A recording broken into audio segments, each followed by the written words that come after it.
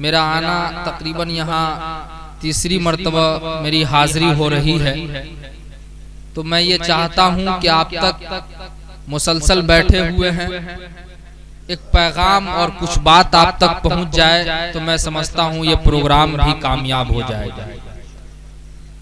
मेरे दोस्त वसीम अख्तर जमाली साहब की दावत पर मेरी हाजिरी हुई है। अक्सरों बेशतर हम लोगों का साथ प्रोग्राम चलता है। अल्लाह तबारक व ताला ने बड़ी कबूलियत से नवाजा है।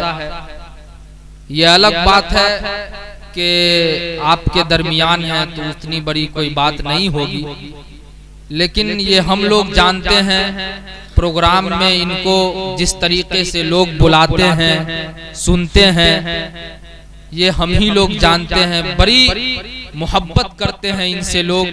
मैं ये उम्मीद करता हूँ ये आप सबको फख्र होनी चाहिए कि जगह जगह पर जाकर के, इलाके इलाके, मोहल्ले मोहल्ले, देहात में जाकर के आपके इलाके का नाम को शोहरत दिलाने का काम कर रहे हैं इस वक्त। ये बहुत बड़ी बात होती है। बहरहाल अल्लाह तबारक व तआला मेरे भाई को भी सही सलामत रखे और आप तमाम लोगों को भी। हजरात मोहतरम, शादी के मुताल्लिक ये प्रोग्राम हो रहा है। मुनासिब ये मालूम होता है कि कुछ बात उसी के मुताल्लिक आप लोगों से की जाए। अल्लाह के रसूल अलैहिस्सलातु वस्सलाम की हमने एक हदीस पढ़ी है। अल्लाह के रसूल अलैहिस्सलातु वस्सलाम ने इरशाद फरमाया, निकाह मेरी सुन्नत है। अल्लाह के रसूल ने फरमाया कि निकाह मेरी सुन्नत है। इसी हदीस की रोशनी में बात होगी और बात फिर खत्म हो जाएगी। हजरात मोहतरम, हम और आपने कभी इस बारे में गौर किया, कभी हमने सोचा कि शादी के ताल्लुक से अल्लाह के रसूल ने हम लोगों से क्या कहा है? शादी ब्याह के ताल्लुक से, निकाह के ताल्लुक से हुजूर ने क्या पैगाम दिया है हम लोगों को? कभी हमने इस पर गौर किया? अल्लाह के रसूल ने फरमाया शादी ब्याह के ताल्लुक से, निकाह के ताल्लुक से अल्लाह के रसूल ने कहा कि ऐ लोगों, अगर तुम शादी करने लगो तो सबसे पहले तुम जिस चीज को मुकद्दम रखना, यानी कि सबसे पहले जिस चीज को देखना है, सबसे पहले जिस चीज को सामने लाना है, और सबसे पहली चीज जो चीज होनी चाहिए लड़का और लड़की के अंदर, अल्लाह के रसूल का फरमान है कि वो दीनदारी होनी चाहिए। अल्लाह के रसूल ने क्या पैगाम दिया? शादी के ताल्लुक से अल्लाह के रसूल ने कहा कि ऐ लोगों, दीनदारी को मुकद्दम रखना, यानी दीनदारी को सबसे पहले नंबर पर रखना। लेकिन आज हमारे मुआशरे का हाल क्या है? आज हमारे मोहल्ले का हाल क्या है? आज हमारे इलाके का हाल क्या है? हम लोग दीनदारी को सबसे पिछले छोड़ दिए हैं। हम लोग दीनदारी की बुनियाद पर रिश्ता आज करते ही नहीं है। क्या हमने कभी इस बात पर गौर किया? क्या हमने इस बारे में कभी सोचा?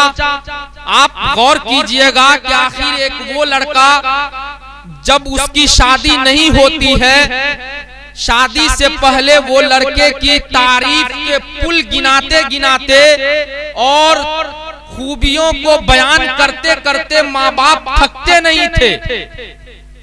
शादी के बाद माँ बाप उसी लड़के की कमियां गिनाते गिनाते माँ बाप थकते नहीं। आखिर ऐसा क्यों होता है? शादी से पहले माँ बाप उसी बेटे की तारीफ जगह जगह करते हैं, शादी के बाद वही माँ बाप उसी बेटे की नुक्स और उसी बेटे की बुराई जगह जगह करते हैं। हमने क्या कभी सोचा ऐसा क्यों होता है? दरअसल ऐसा इसलिए होता है कि हमने फरमाने मुस्तफा को छोड़ दिया, हमने रसूलुल्लाह की सुन्नत को छोड़ दिया। अल्लाह के रसूल ने जो शादी के मुताल्लिक करने को कहा था, हमने उन चीजों को छोड़ दिया। यही वजह है कि आज हर घर मैदान जंग बना हुआ है, हर घर में बीमारियों का सैलाब है। क्या हमने कभी इस बारे में गौर किया?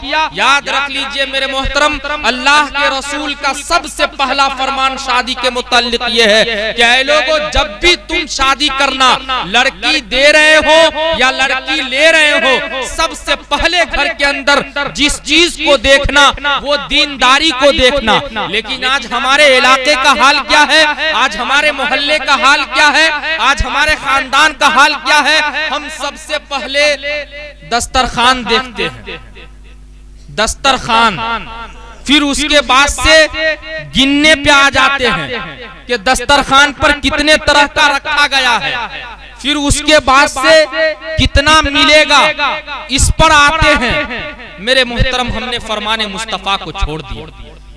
क्या जब हुजूर का ये फरमान सहाबा के दरमियान पहुंचा है, कैसे थे वो दीवाने, कैसे थे वो सहाबा की जमात? जब सहाबा की जमात तक हुजूर का ये फरमान पहुंचा है कि ऐ लोगों, ऐ मेरी सहाबा के जमातो, शादी करते वक्त, शादी से पहले तुम सबसे पहले दीनदारी को देखना।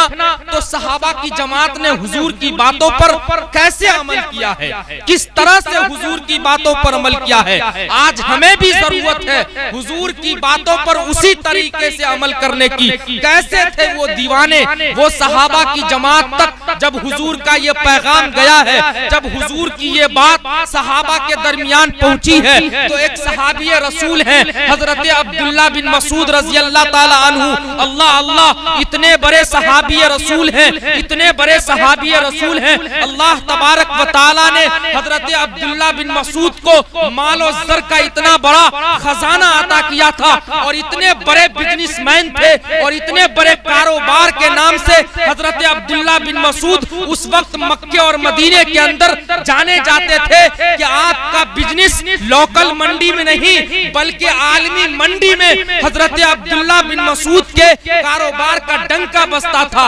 इतने बड़े कारोबार थे, इतने बड़े बिजनेसमैन थे, इतने बड़े तिजारतमंद थे हजरत अब्दुल्ला बिन मसूद रजी अल्लाह ताला अन्हु। बेपनाह दौलत का मालिक बनाया था, लेकिन जहां अल्लाह तबारक व तआला ने इतने सारे दौलतों से नवाजा था, इतना बड़ा बिजनेसमैन बनाया था, वहीं पर अल्लाह तबारक व तआला ने एक अदद बेटी से भी नवाजा। हजरत अब्दुल्ला बिन मसूद है, सहाबी रसूल है, बेपनाह दौलत का मालिक, और एक अदद बेटी भी अता की है अल्लाह तबारक व तआला ने। हजरत अब्दुल्ला बिन मसूद तक जब हुजूर का ये फरमान गया है कि ऐ लोगों, रिश्ता करते वक्त सबसे पहले दीनदारी को मुकद्दम रखना।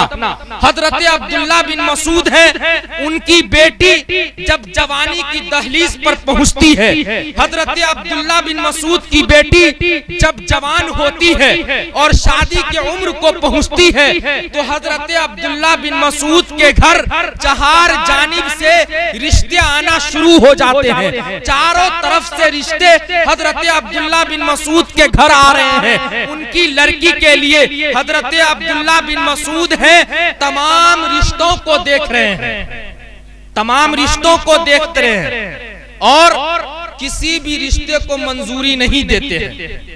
सारे रिश्तेदारों को देख करके सब रिश्तेदारों को एक ही जवाब देते हैं कि भाई अभी मैं इसके बारे में कुछ नहीं कह सकता, मैंने इसका फैसला अपनी बेटी के ऊपर छोड़ दिया है। बड़ा प्यारा पैगाम है, बस ऐसे ही तवज्जो रहनी चाहिए आप लोगों की। हुजूर और हजरत अब्दुल्ला बिन मसूद तमाम रिश्तेदारों को देख करके एक ही जवाब देते हैं कि अभी मैं कुछ नहीं कह सकता।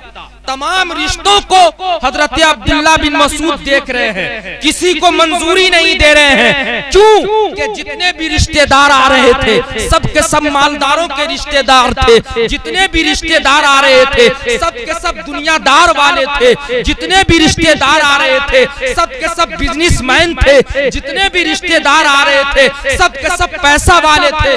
दीनदारों का रिश्ता एक भी नहीं था। और हजरत अब्दुल्ला बिन मसूद तक पैगाम हुजूर का पहुंच चुका है।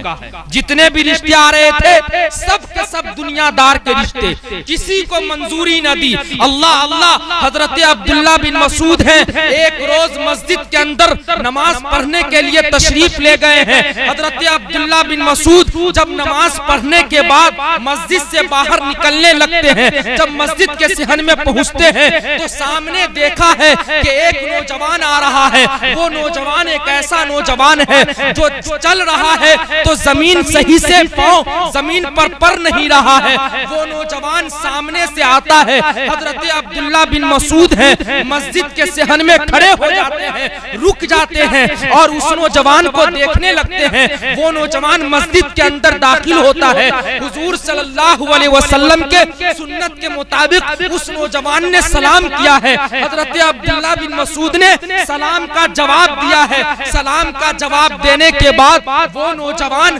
हुजूर के तरीके के मुताबिक सबसे पहले जाकर के वुजू किया है। वुजू करने के बाद उस नौजवान ने नमाज की नियत बांध ली है। हजरत अब्दुल्ला बिन मसूद मस्जिद के अंदर खड़े हो जाते हैं, सारा मंजर देख रहे हैं, उस नौजवान को देख रहे हैं।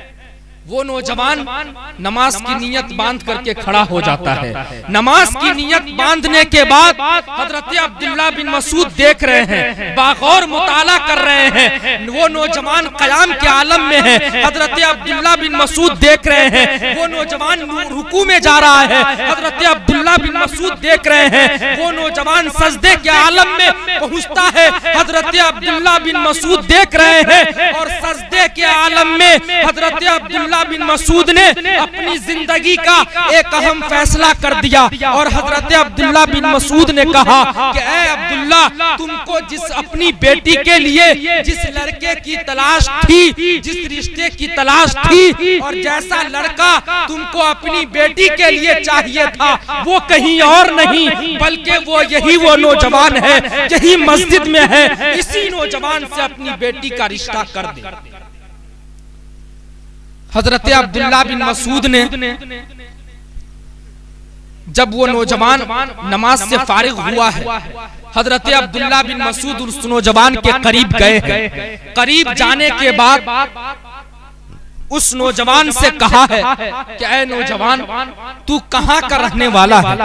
तेरे पास क्या घर भी है? तेरे पास क्या मालो जर भी है? तेरे पास रुपये पैसे भी हैं? आखिर तू कहाँ का रहने वाला है? हजरत अब्दुल्ला बिन मसूद ने जब उस नौजवान से सवाल किया है तो उस नौजवान ने बताया कि मेरे पास रहने को कुछ घर नहीं है। अभी कुछ दिन पहले भाइयों के आपसी बंटवारे में मेरे हिस्से में एक झोपड़ी का छप्पड़ आया था। अभी मदीने में एक शदीद आंधी और तूफान आया था। उस आंधी ने मेरे उस छप्पड़ को भी उड़ा लेके गया।